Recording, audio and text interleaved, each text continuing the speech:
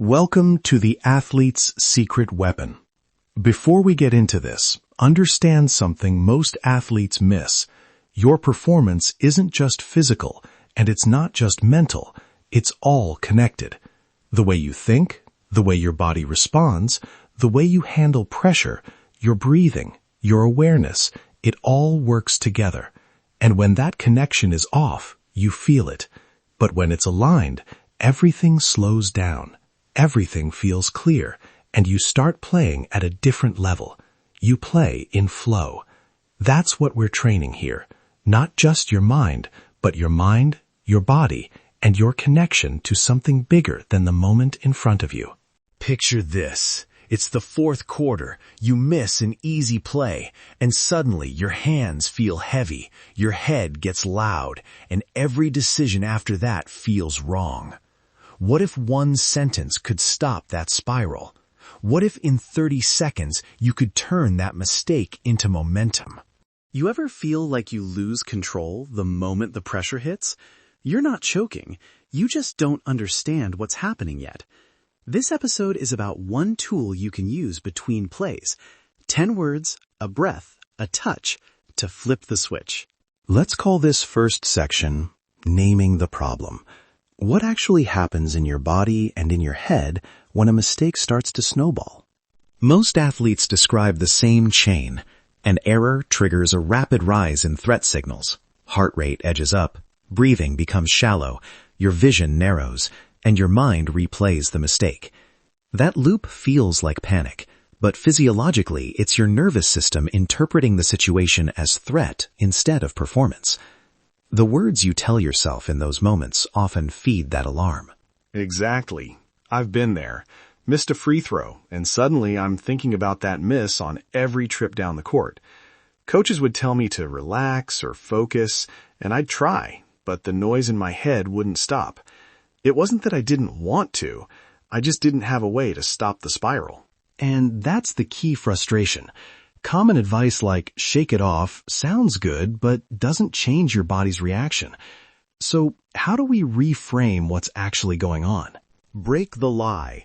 This isn't just willpower or confidence. The deeper mechanism is how narrative framing and immediate somatic cues alter threat perception. Short, specific narratives, in your own voice, first person, present tense, redirect the brain from threat to task. Pair that with a quick breath and a physical anchor, and you change the system's expectation from panic to performance. So what you're saying is it's not about pretending everything's fine. It's about giving your nervous system a short, believable script to follow, so it stops treating the moment like danger. Exactly. A 10-word microstory is short enough to be believable and specific enough to shift meaning. It works because the brain uses language to tag experiences. Change the tag, change the response. All right, here's the meat. We call it the micro-story reset. I want to walk listeners through the exact trainable routine, the script structure, the 3-second breath, and the one-touch anchor. Dr. Maya, walk us through the structure first. Structure is simple and specific. Rule 1, 10 words max. Rule 2, first person, present tense. Rule 3, identity or action focused, not emotion. So rather than don't miss, you use I reset, I trust my rhythm, I execute now. That's close to 10 words, focused on identity and action, and it anchors you in the present task. Give an exact template. Give us a frame listeners can copy right now. I breathe steady, I see the field, I deliver the ball now. 10 words, present, actionable. Say it in one breath, then do a 3-second diaphragmatic inhale and exhale and touch your anchor, a thumb to your wrist or cup your hand at your chest.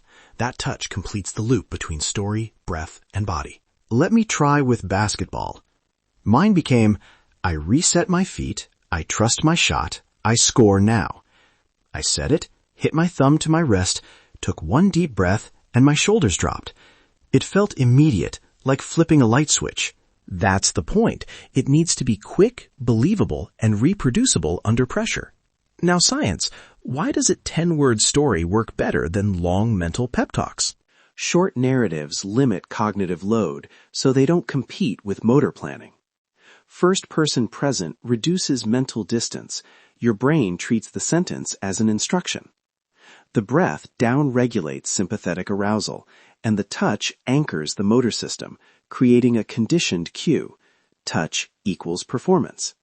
Over repeated practice, your body learns to expect performance after that pattern, instead of panic. Okay, now a live walkthrough. Marcus, let's build 3 sport-specific micro-stories. Offense, defense, and an individual sport. We'll make them concrete and 10 words or fewer. Ready? Ready. Offense. For me, I step strong. I see. I finish the play now. That's 8 words. Short, feels true. Defense example. I stay low. I read. I contest the shot now. 9 words. Present. Action-oriented. Individual sport tennis. I reset breath. I trust my swing. I hit now. 10 words exact, and it pairs breathing with the swing cue.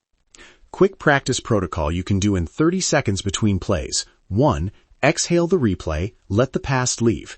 2. Say your micro-story in one steady line. 3. Inhale for 3 seconds, full belly. 4. Touch your anchor. 5. Return to play with your eyes on the immediate task. Done. That's 30 seconds. And you can practice that outside games. 5 reps after practice. Build the muscle memory. It sounds small, but once it's automatic, mistakes stop snowballing. Practice progression. Week 1, pick one micro-story and anchor. Rehearse 5 to 10 times per day in low stakes. Week 2, add it into high-intensity practice moments. Week 3, use it in games. The conditioning is what makes the anchor reliable under pressure. Now, imagine the future if you adopt this. You're calm under pressure, trusted by your coach, consistent when it matters. You stop giving one moment the power to define a game. Before this, one bad play would change how teammates saw me. I worried they'd lose trust. After building a reset routine, I felt steadier, and my teammates noticed. They trusted me more because I trusted myself. Contrast that with staying stuck. The same loops repeat, confidence erodes, and you get defined by your worst moments. The micro-story interrupts that cycle and gives you a repeatable, identity-based cue to return to performance. Ownership. Nobody can do this for you. This is trainable, but only if you train it. Here's a 7-day challenge. Day 1, pick your microstory and anchor. Days 2 through 4, rehearse 5 to 10 times daily, including after mistakes in practice. Day 5, insert it into simulated pressure. Day 6, use it in a scrimmage. Day 7, use it in game or highest stakes practice. Post your microstory on social, tag the show, and use the hashtag #AthleteReset. Hold yourself accountable. If this episode hit for you, don't just listen and move on. Own it. Because this isn't just about what you know, it's about how you show up. Your mind, your body, your habits, your awareness, it's all connected, and it's all your responsibility. And when you start taking ownership of that connection, that's when things change. That's when you are free to play your best. That's when you become the elite athlete you are. Have fun, play hard, and we'll see you next time. Let's get to work.